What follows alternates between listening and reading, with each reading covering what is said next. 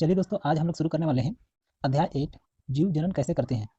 तो इस एक्सरसाइज का पूरा वीडियो हम लोग कवर करेंगे और उसमें हम लोग का L1 L2 L3 करके ऊपर में थंबनेल में देखिएगा तो लिखा हुआ रहेगा। तो आप L1 L2 L3 का को फ्लो करते हुए आगे बढ़ेंगे तो आप इस एक्सरसाइज में जो भी आपको पढ़ना है वो कंटिन्यूस आपको पढ़ने के लिए मिल जाएगा।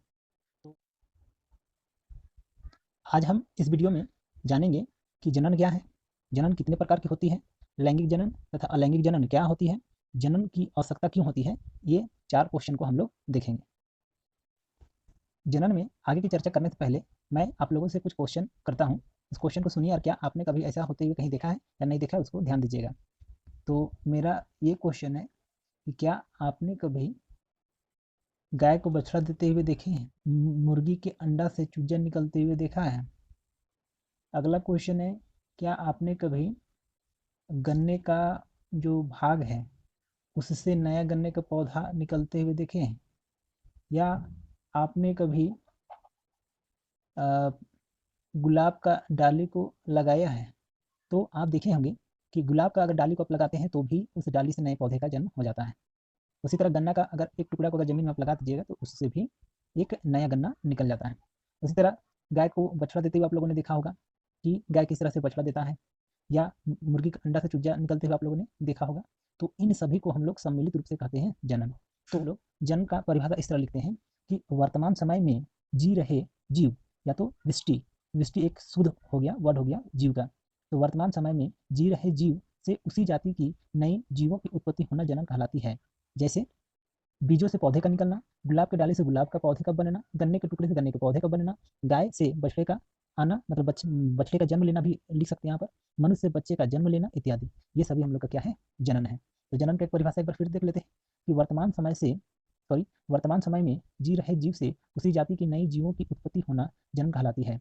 जैसे कि बीजों से पौधे का निकलना, गुलाब के डाली से गुलाब के पौधे का बनना, गन्ने के टुकड़ों से गन्ने के पौधे का उगना, गाय से बछड़े का आना, मनुष्य में बच्चे को जन्म देना, को यहाँ होगा मनुष्य से बच्चे का जन्म होना, ये भी चल जाएगा, मनुष्य से बच्चे का जन्म होना, ये सभी क्या है हम लोग का जनन है। तो जनन क्या है ये आप लोग को समझ में आ गया होगा। अब अगर हम इस एग्जाम्पल में ही देखें तो आपको अलग अलग तरीका से देखने के लिए मिलेगा। जैसे मनुष्य से बच्चे का जन्म लेना, गाय से बछड़े का आना या तो बछड़े का जन्म लेना, गन्ने के टुकड़ों से गन्ने के पौधे का आना, गुलाब की डाली से गुलाब का पौधा बन जाना। यही इसी में अगर आप देखिएगा तो जनन कितने प्रकार के होते हैं ये आप जान जाइएगा। अगला टॉपिक हम लोग का वही है, जनन के प्रकार। तो जनन ना 2 प्रकार के होते हैं, ठीक है। अब देखिए 2 प्रकार के कौन कौन हो सकते हैं उसको थोड़ा दिमाग लगाइए। देखे होंगे गुलाब का पौधा को अगर आप उसका डाली पकड़ करके अगर गीला जमीन में गाड़ दीजिएगा तो उससे गुलाब का पौधा निकल आता है, या तो गन्ना का टुकड़ा को लेकर के मिट्टी में दबा दीजिएगा तो उससे भी गन्ना का टुकड़ा निकल जाता है, सॉरी गन्ना का पौधा निकल जाता है। लेकिन क्या आदमी का कोई भाग को काट करके रख दिया जाएगा तो उससे कोई बच्चा जन्म लेगा? तो इसका आंसर है नहीं। तो इसी के हिसाब से ये दोनों और ये दोनों में क्या अंतर है, उसी के हिसाब से हम लोग जनन को 2 वर्ग में बांटते हैं। जनन 2 प्रकार के होते हैं। पहला है लैंगिक जनन, सेक्सुअल रिप्रोडक्शन। इसका डिफिनेशन इस तरह से है कि यह इस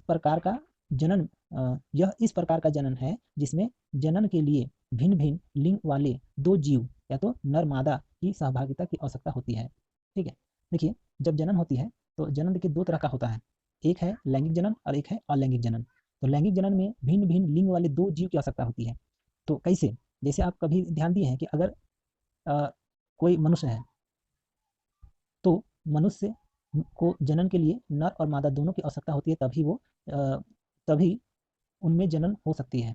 उसी तरह अगर गाय है तो गाय में भी जनन के लिए आपको नर और मादा दोनों की आवश्यकता होती है। उसी तरह अगर मुर्गी से अंडा आना, फिर अंडा से चूजे आना, ये भी जनन है। तो इस जनन में भी अगर आप ध्यान दीजिएगा तो मुर्गा और मुर्गी कहने का मीनिंग नर और मादा दोनों की आवश्यकता होती है।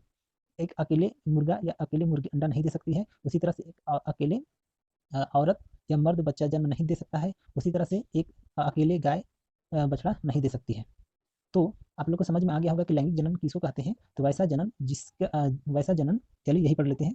इस प्रकार का जनन यह इस प्रकार का जनन है जिसमें जनन के लिए भिन्न भिन्न लिंग वाले 2 जीव या तो कहेंगे नर मादा की सहभागिता की आवश्यकता होती है। जैसे कि यहाँ पर लिखे हैं मनुष्य में जनन, गाय बैल बकरी इत्यादि में जनन, मुर्गी बतख पंछी इत्यादि में जनन, गुलहड़ सरसों इत्यादि में जनन। ये पौधा है गुलहड़, देखे होंगे। इसको हम लोग लोकल भाषा में गुलदाउदी भी कहते हैं और अड़हुल का फूल भी कहते हैं, ठीक है। तो अड़हुल का फूल कहिए या तो गुलहड़ कहिए या तो गुलदाउदी कहिए, ये और सरसों, ये सभी में हम लोग को लैंगिक जनन होती है। अब दूसरा है अलैंगिक जनन। अब अलैंगिक जनन क्या होती है उसको समझिए। आपने देखा होगा कि अगर आप गुलाब का डाली को जमीन में गाड़ देते हैं तो वहाँ से डायरेक्ट पौधा निकल जाता है, उसमें नर और मादा की आवश्यकता नहीं होती है। उसी तरह से अगर आप एक गन्ना का टुकड़ा को ज़मीन में रख दीजिएगा, मिट्टी में दाब दीजिएगा, तो इससे भी नए गन्ने का पौधे निकल जाते हैं। तो उसमें भी नर और मादा जीव की आवश्यकता नहीं होती है। तो इसी प्रकार का जनन को हम लोग अलैंगिक जनन कहते हैं। इसका डिफिनेशन क्या होगा? अलैंगिक जनन यह इस प्रकार का जनन है जिसमें जनन के लिए भिन्न भिन्न लिंग वाले जीवों, नर तथा मादा की सहभागिता की आवश्यकता नहीं होती है। जैसे कि गुलाब की डाली से गुलाब के पौधे का बन जाना, गन्ने के टुकड़े से गन्ने का पौधा बन जाना, ब्रायोफाइलम के पत्ती से नए ब्रायोफिलम का बनना। ब्रायोफिलम आप लोग जानते होंगे।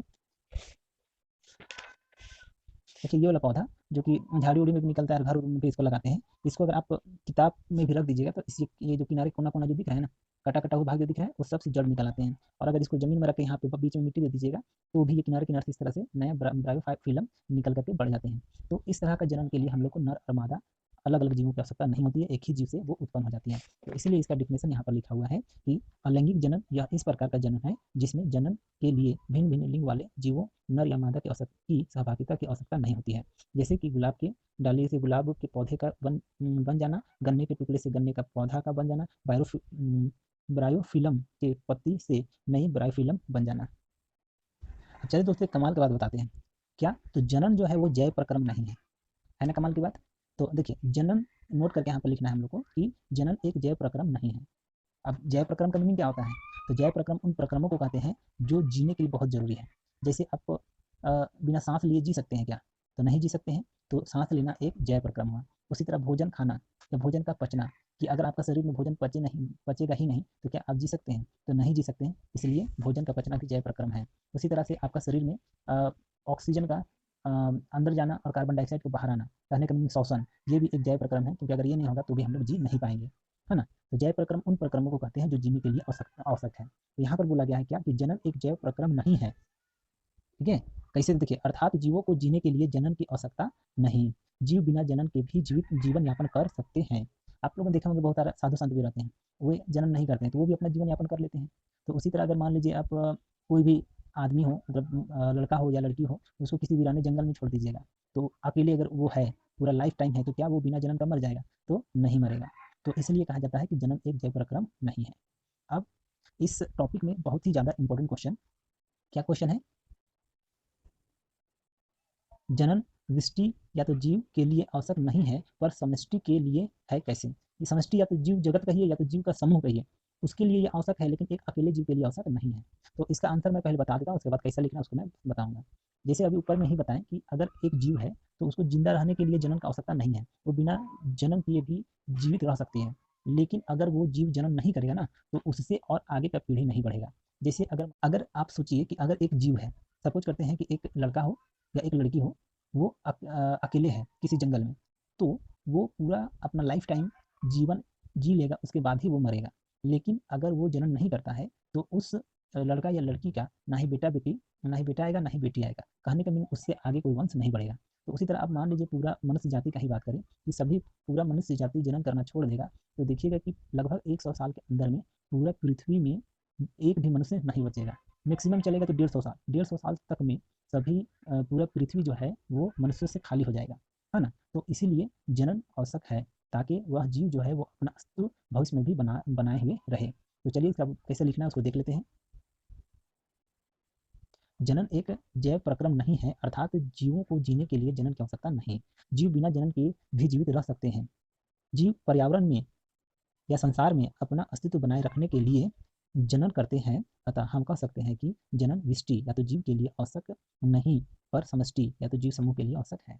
तो जो मैंने बताया उसी को यहाँ पर लिखा गया है। कोई जरूरी नहीं है कि आप इसका आंसर जो यहाँ हम लिखें वैसे ही लिखें, आप खुद भी लिख सकते हैं। ठीक है?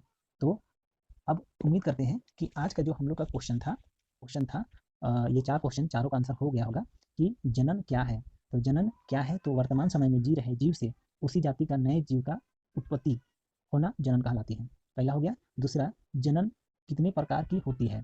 तो जनन कितने प्रकार की होती है? तो जनन 2 प्रकार की होती है। एक होता है लैंगिक जनन और एक होता है अलैंगिक जनन। लैंगिक जनन किसको कहते हैं? तो लैंगिक जनन यह इस प्रकार का जनन है जिसमें जनन के लिए भिन्न भिन्न दो लिंग वाले जीव, कहने का अर्थ है नर और मादा की आवश्यकता होती है। और अलैंगिक जनन किसको कहेंगे? तो यह एक ऐसी जनन जनन प्रक्रिया है जिसमें भिन्न भिन्न दो लिंग वाले जीव की आवश्यकता नहीं होती है। भिन्न भिन्न लिंग वाले दो जीव, कहने का अर्थ है नर और मादा की आवश्यकता नहीं होती है। अगला, जनन जनन की होना चाहिए। यहाँ पर जनन की आवश्यकता क्यों होती है? तो इसका आंसर है कि कोई जीव भविष्य में अपना अस्तित्व बनाए रखने के लिए जनन करता है। तो इसी तरह से हम लोग पूरा एक्सरसाइज को हम लोग कंप्लीट करेंगे। तो आप इस चैनल पे बने रहिए, और आज की वीडियो से आपने कुछ सीखा तो लाइक कर दीजिए और चैनल को सब्सक्राइब कर लीजिए। और आज के लिए बस इतना ही।